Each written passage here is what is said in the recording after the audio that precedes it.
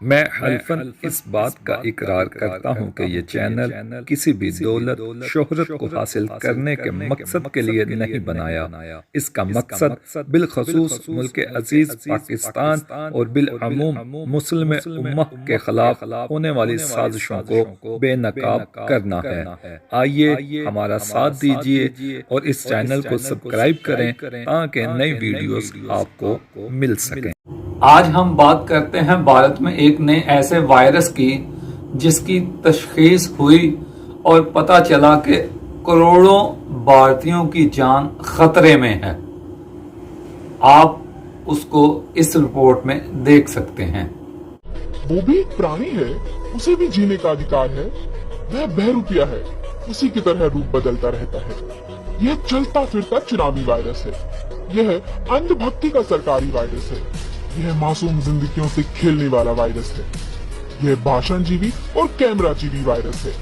اسے کپڑوں سے پہچانا جا سکتا ہے، اسے بھاشا سے پہچانا جا سکتا ہے، اسے نفرت پھیلاتے دیکھا جا سکتا ہے، اسے جھوٹ کے آنسو بہاتے دیکھا جا سکتا ہے، اسے کورونا وائرس پھیلاتے دیکھا جا سکتا ہے، اسے سوانگ رچاتے دیکھا جا سکتا ہے، اسے تھالی بجواتے دیکھا جا سکتا ہے۔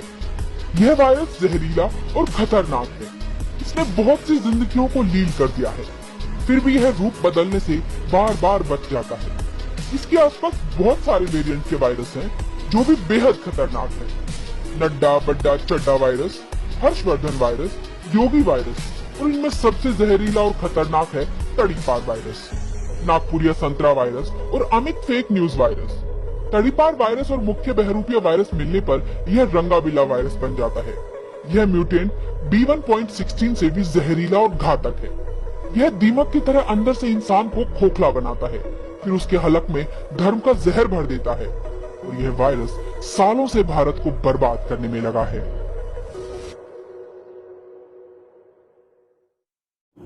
اس وائرس کا اتنا خطرناک کام ہے کہ اس نے وہاں انسانوں کی زندگیوں کے ساتھ اس طرح کھلواڑ کیا ہے کہ لوگوں کو اپنے پیارے دفنانے کے لیے، اپنے پیاروں کو جلانے کے لیے، اپنے پیاروں کو آخری رسومات ادا کرنے کے لیے بھی نہ موقع ملا اور نہ ہی ان کے پاس اس قدر وسائل رہے، تو انہوں نے اپنے پیاروں کو گنگا جمنا میں اس طرح بہایا جیسے کہ کسی ندی کا بند توڑ دیا جائے تو پانی بہتا ہے۔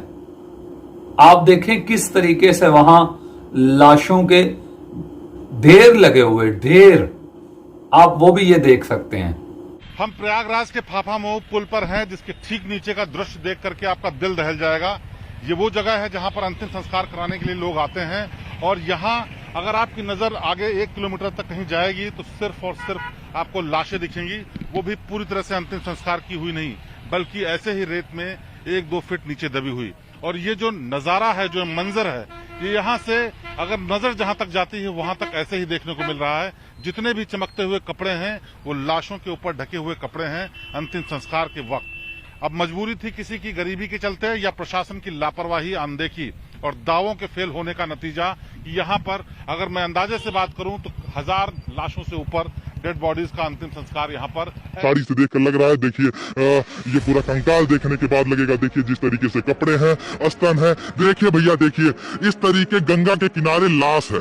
ادھر دیکھیے کتے ہیں، کتے گھس گھس کر بھیا لاش نوچ نوچ کر کھا رہے ہیں۔ مہیلا کے ساتھ کیا ہوا ہمیں نہیں پتا، اب اس کی جانچ کون کرائے گا بھیا یہ بھی نہیں پتا ہے۔ یدی وہ ٹھکانے لگا رہے ہیں تو بھیا یہ کہاں سے آ رہا ہے، کس نے پھینک دیا لا کے؟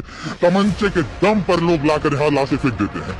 کوئی کیسے بولے گا بھیا؟ بولیں گے تو گولی مار دیں گے۔ ڈاکٹر صاحب نے ایک بار کہا تھا کہ یدی سانس کی کمی ہو تو پیٹ کے بل لیٹ جائیے۔ ہم نے ایک انٹرویو کیا تھا ڈاکٹر صاحب سے، اور ڈاکٹر صاحب نے ہمیں بتایا تھا کہ یدی آکسیجن کی کمی ہو رہی ہے، اور دیکھیے اس طریقے سے لیٹی لاشیں، اور دیکھیے کس مہیلا کا ہے، دیکھیے منگل سوتر ہے گلے میں، اور پتہ نہیں مالا ہے، دیکھیے استن ہے، استن دیکھ کے تو یہی لگتا ہے کسی مہیلا کا نرکنکال ہے۔ اس تمام صورتحال کے باوجود آپ دیکھیں کہ کس طریقے سے وہاں جو سب سے بڑی ریاست ہے یوپی، اور اس کے جو وزیر اعلیٰ یوگی آدتیہ ناتھ، آپ دیکھیں کس طریقے سے وہ لوگوں کو ملاقات کر رہے ہیں، لوگوں سے اپنی جان کا اتنا جسے کہتے ہیں کہ خطرہ محسوس ہوتا ہے لوگوں سے بات کرتے ہوئے.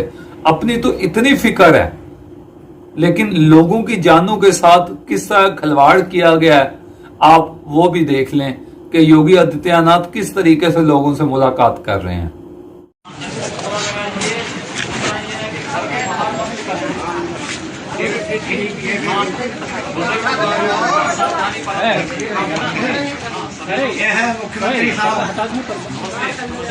मुख्यमंत्री आदित्य नाथ की ये सब है, आप लोग सावधानी रखिए, मास्क लगाइए और लोगों को घर से बाहर नहीं निकलना चाहिए, ठीक है ना. मास्क सभी लोग लगाइए.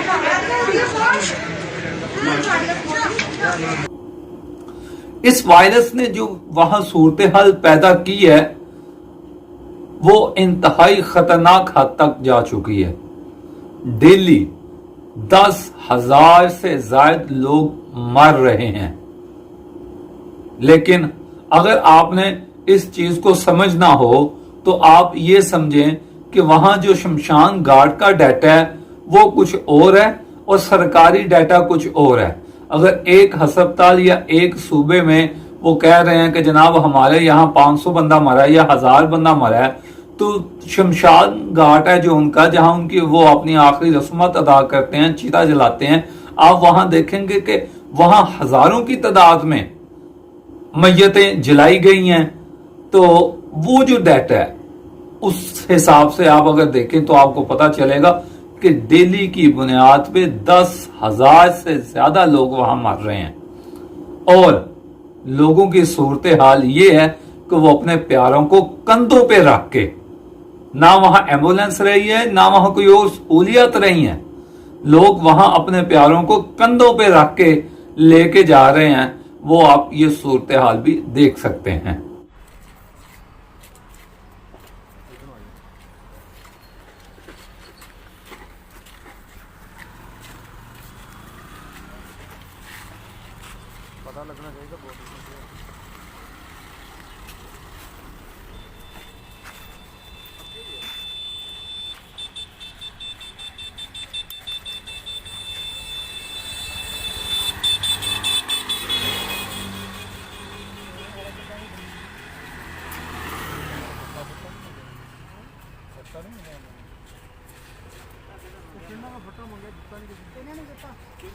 سارے کہندے گئے سکے.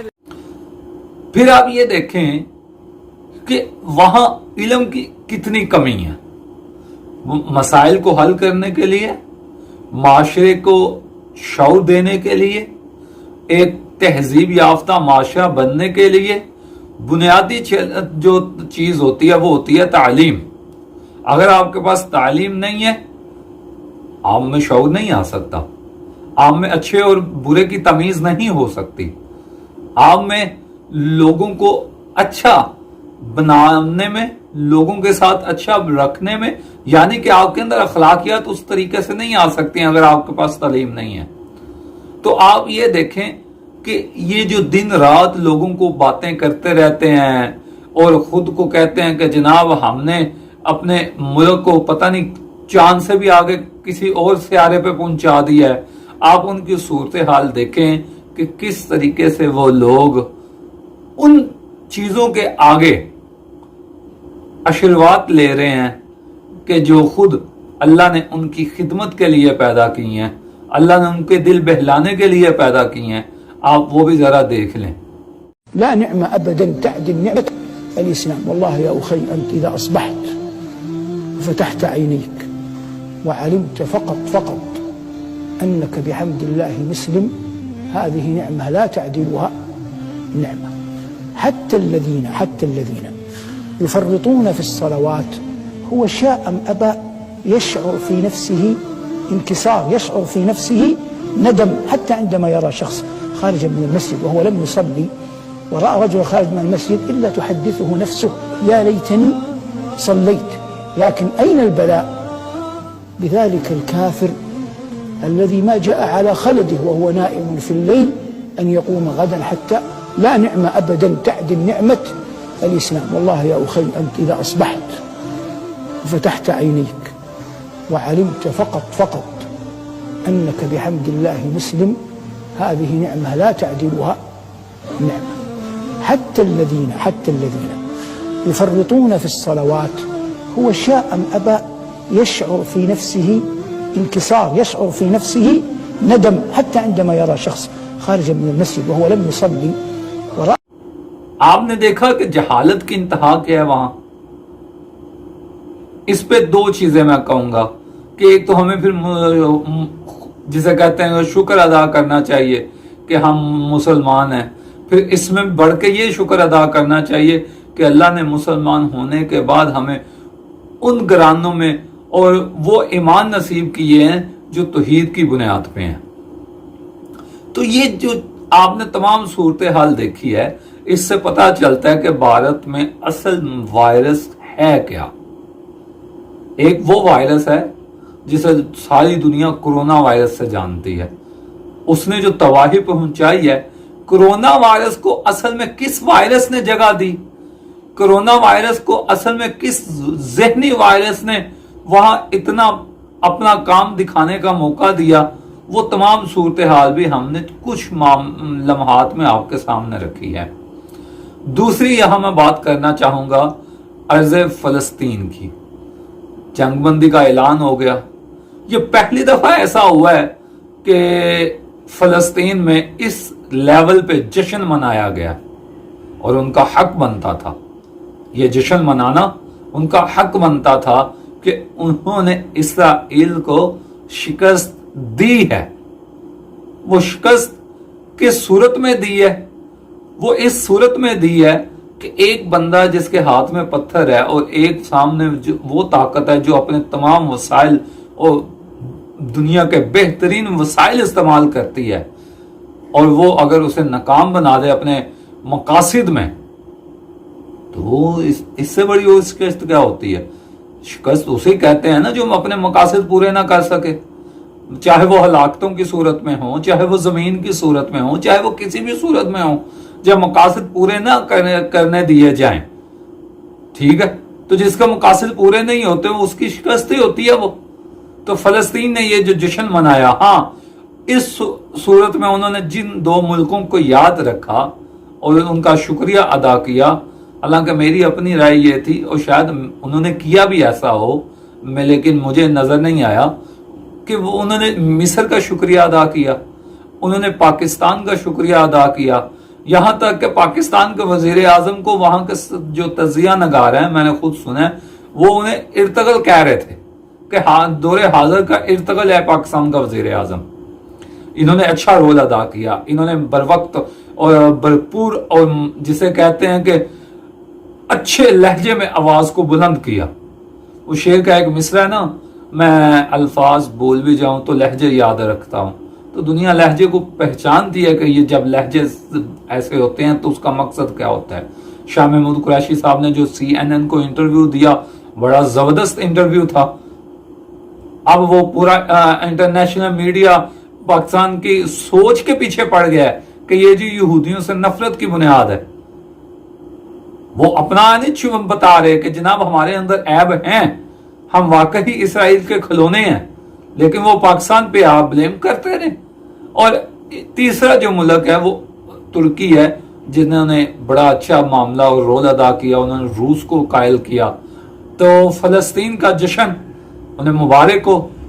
اور ان قریب اس معاملے کے بعد یہ واضح امکان ہے کہ فلسطین میں رہنے والے لوگوں نے اپنا موقف، اپنی جو سوچ کو اب اس انداز میں بدلا ہے کہ وہ تمام ایک متحد نظر آتے ہیں.